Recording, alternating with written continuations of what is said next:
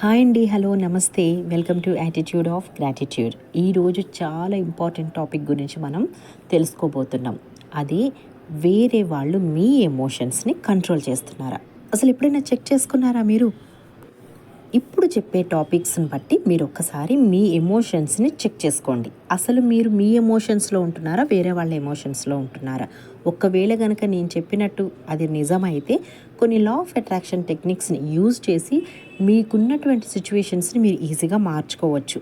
ఇందులో మెయిన్గా మీరు ఒకరోజు సంతోషంగా మీ పని మీరు చేసుకుంటున్నారండి, హ్యాపీగా ఉన్నారు. ఇంతలో మీ ఫ్రెండ్ ఎవరో కాల్ చేశారు. కాల్ చేసినప్పుడు తను ఏదో చిన్న డిస్టర్బెన్స్లో ఉంది. ఫర్ ఎగ్జాంపుల్, వాళ్ళ హస్బెండ్ ఏదో శారీ తీసుకొచ్చారు, అది వాళ్ళ అత్తగారికి నచ్చలేదు. ఈ చీర ఎందుకు తెచ్చావరా, ఆల్రెడీ ఇది ఉన్న కలరే కదా, ఇది ఉన్న ప్యాటర్నే కదా, ఏదో అన్నారు. మీ ఫ్రెండ్కి ఆ చీర చాలా బాగా నచ్చేసింది. అప్పుడు మీకేమనిపిస్తుందంటే, నాకు నచ్చిన చీర మా అత్తగారికి అసలుకి నచ్చదు, మా వారు ఏదైనా ప్రేమగా తీసుకొస్తే మా అత్తగారికి అసలుకి ఇష్టమే ఉండదు, మేము సంతోషంగా ఉంటే తనకు అస్సలు భరించలేదు.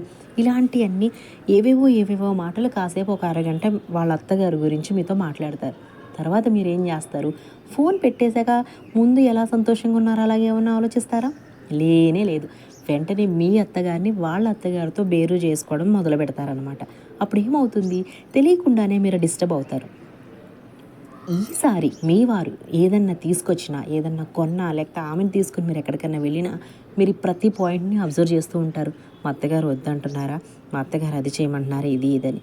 సో అప్పుడు ఎవరి ఎమోషన్లో ఉన్నారు మీరు? మీ ఫ్రెండ్ ఎమోషన్లో ఉన్నారు. ఇలా కనుక ఉంటే కనుక మిమ్మల్ని మీరే జాగ్రత్త పరుచుకోవాలి. ఇంకా కొంతమంది బ్యాచ్ ఉంటారండి, వాళ్ళు సీరియల్స్ చూస్తారు కదా, సీరియల్ చూసినంత వరకు వాళ్ళ నగలు బాగున్నాయి, బట్టలు బాగున్నాయి అనుకుంటే పర్వాలేదు. కానీ అందులో ఏమైనా రిలేషన్లో కోపం వచ్చినా, లేకపోతే భర్తతో గొడవ వచ్చినా, ఏదైనా యాక్సిడెంట్ జరిగినా, ఏమైనా ఇన్సిడెంట్స్ జరిగినా వాటిని కూడా మీరు పదే ఆలోచిస్తారు. ఎప్పుడైనా మీరు గమనించుకున్నారా? అనుకోని సంఘటనలు మన లైఫ్లో కొన్ని సడన్గా జరుగుతూ ఉంటాయి. అవి ఎందుకు జరుగుతాయి తెలుసా అండి? ఇలాంటి టీవీల్లోనూ లేకపోతే సీరియల్స్లోనూ కొన్ని ఎమోషనల్ బ్లాక్మెయిల్ చేసే ప్రోగ్రామ్స్ వస్తూ ఉంటాయన్నమాట. సో అలాంటి వాటికి మీరు అట్రాక్ట్ అయిపోతారు. అయిపోయి దాన్ని మీ ఓన్ లాగా ఫీల్ అయిపోయి మీరు దాన్ని ఇంకా అదే దానిలో నడవడం మొదలు పెడతారు. దాని గురించి ఆలోచించడం మొదలు పెడుతూ ఉంటారనమాట. అందుకోసమే ఇలాంటి సిచ్యువేషన్స్ అన్నీ జరుగుతూ ఉంటాయి.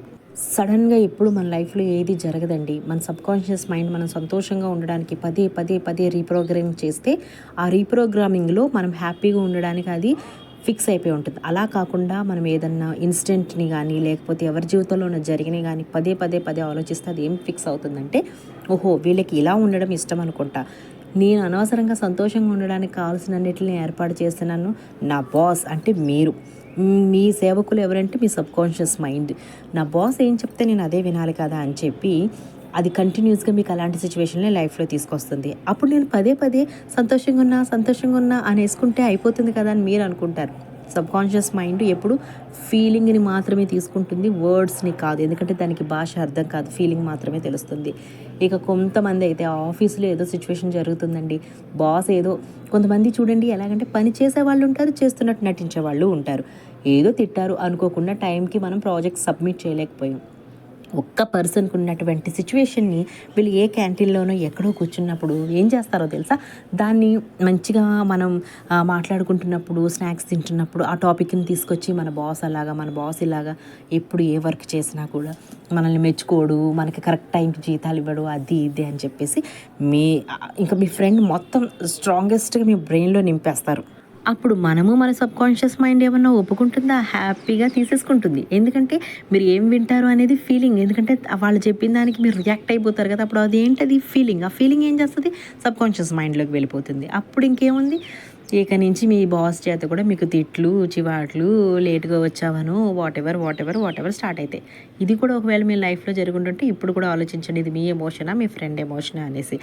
అలాగే కొంతమంది ఉంటారు, ఎవరైనా లవర్తో ప్రాబ్లం వచ్చిందనుకోండి, ఇద్దరు ఫ్రెండ్స్ ఉన్నారనుకోండి, ఒకడు ఏదో హ్యాపీగా మానాడు ఫోన్లో వాడు పనులు చేసుకుంటూ ఉంటే, వీడొచ్చి ఆడళ్ళంతా ఇంతే, గర్ల్ ఫ్రెండ్స్ అంతా ఇంతే, వాళ్ళకి నచ్చినట్టుంటే ఇలాగుంటారు, అది ఇది అని చెప్పేసి నానా రభస చేసేసి వీడి మైండ్ని కూడా మార్చేస్తూ ఉంటారు.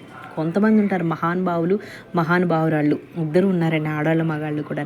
వాళ్ళు పక్కింట్లో జరిగింది అలాగే ఆఫీస్లో జరిగింది రెండు తీసుకొచ్చుకొని బేరే చేసుకుంటూ ఇంట్లో గొడవలు పెట్టుకుంటూ ఉంటారు. అసలు మీకు సంబంధమే ఉండదనమాట. ఫ్యామిలీలో ఇతరుల లైఫ్లో జరిగేవి మీ లైఫ్లోకి తెచ్చుకోకండి. ఎందుకనంటే దానికి రెస్పాన్సిబిలిటీ మీరు కాదు. వాళ్ళ లైఫ్లో అలా జరుగుతుంది అంటే అది వాళ్ళ లైఫ్కి సంబంధించింది. మీరు ఈసారి మాట్లాడేటప్పుడు, ఆలోచించేటప్పుడు, వేరే వాళ్ళ ప్రాబ్లమ్స్ని వినేటప్పుడు కూడా ఒక్క నిమిషం ఆలోచించండి. అది మీ లైఫ్లో ఎంతవరకు ఇంపాక్ట్ చూపిస్తుంది అనేది. మీది మీరు కేర్ తీసుకోకపోతే ఎవరు తీసుకుంటారండి? ఇక్కడ నుంచి అలాంటి సిచ్యువేషన్స్ అన్నిటిని కూడా డిలీట్ చేయండి. కొత్తగా రీప్రోగ్రామింగ్ చేయండి మీ సబ్కాన్షియస్ మైండ్ని.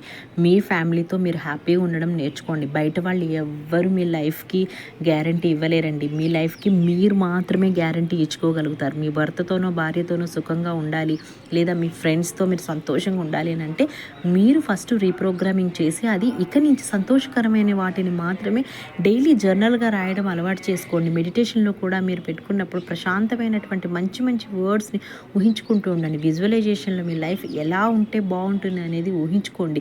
అట్ ద సేమ్ టైం మీరు ఎప్పుడు కూడా ప్రతిరోజు కృతజ్ఞతాభావంతో ఉండడానికి ట్రై చేయండి. నేను ఆల్రెడీ దీనికోసం ఒక వీడియో కూడా చేశాను. నేను ఎప్పుడైనా సరే ఉన్న వాటికి కృతజ్ఞతగా ఉంటే మనకు కావాల్సిన బెస్ట్ వాటికి మన లైఫ్లో అన్నిటినీ యూనివర్స్ చాలా ఈజీగా తీసుకొస్తుంది.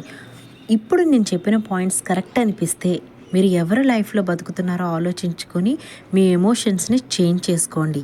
ఒకవేళ మీకు ఏమైనా డౌట్స్ ఉంటే కనుక నాకు మెసేజ్ చేయండి, నేను డౌట్స్ని క్లియర్ చేస్తాను. అట్ ద సేమ్ టైం ఈ వీడియో కనుక మీకు నచ్చితే ఇలాగ మీ ఫ్రెండ్స్ కానీ మీ లైఫ్లో ఇంకెవరన్నా ఉంటే కనుక వాళ్ళకి వీడియోని షేర్ చేయండి, లైక్ చేయండి, సబ్స్క్రైబ్ చేసుకోండి. Thank you so much to you all.